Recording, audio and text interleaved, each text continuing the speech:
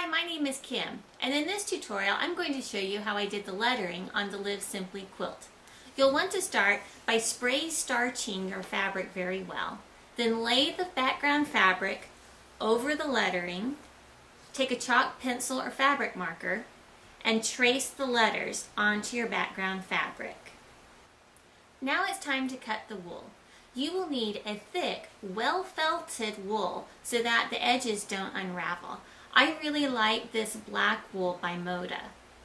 You'll want to cut your wool strips about 7 or 8 inches long and about 1/8 of an inch wide. It's important to cut them on the bias so that the strips will curve easily when you're making the letters.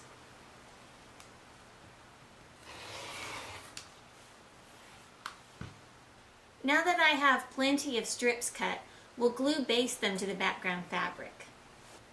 Since the letter L is one long stroke, we can do it with one strip of wool.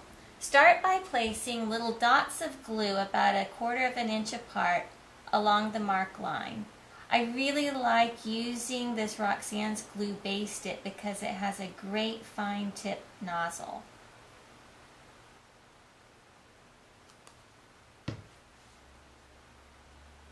Now take the wool strip and start at the top of the L. I overshoot a little bit from the end, and begin pressing your wool strip into place. It takes a few minutes for this glue to dry, and so you have a lot of time to fiddle with your design as you lay it out. Once you get to a spot where the wool will overlap another piece of wool, just take your glue, make a small dot at the intersection, and continue laying the strip out. Now that the L is down, I'm going to take some small sharp scissors and just trim the edges back where I want them. The O, likewise, you can do in one stroke. Where the wool pieces butt together, just press it down and then trim into place.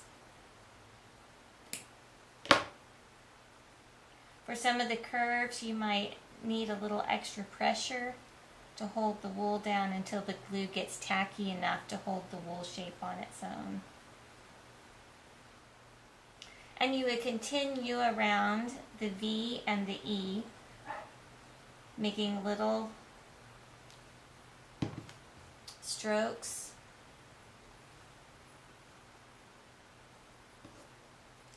and trimming as you go. Let's give it a quick press before we take it to the sewing machine. Set your iron to a high cotton linen setting and then press firmly on top of your lettering design. Lift straight up and then move to the next section. You want to avoid any back and forth motion as this may distort your lettering. Okay, so now we're ready to get to the sewing machine. Before we start stitching, let's go over a few things on the machine. You'd like to have thread that matches the wool color in both the bobbin and the spool. Since we'll be doing a zigzag stitch, make sure that you have the zigzag pressure foot on your machine. Finally, we'll want to check the stitch width of the zigzag stitch. To do this, lower your presser foot over the wool strip and then use the hand crank to manually depress the needle to the right and to the left. What you're looking for is a stitch width that's just slightly more narrow than the wool strip. That way the stitching will be hidden within the wool. It looks like this is good and we're ready to go. Line up my needle with the edge of that wool strip. Take a little stitch forward and then back stitch to tack it into place. Now we're ready to go. I'm going to set my machine to the needle down position. This will make it easier to go around the curves. So I can stop, lift, and turn.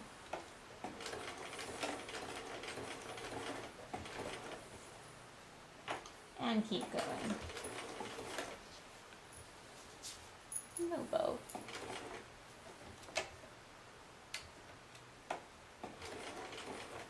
And you'll proceed to sew around each stroke in the same order that you glued them down.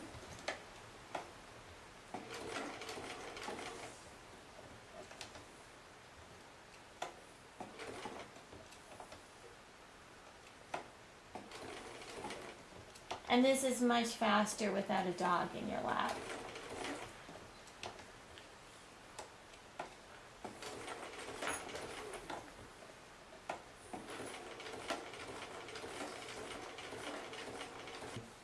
And that's all there is to it. After you've done your stitching, you might want to give your block a quick press, trim it up, and then it's ready to be pieced into your quilt. I hope you've had fun watching this tutorial and that you'll use this technique on the Live Simply quilt or on a project of your own.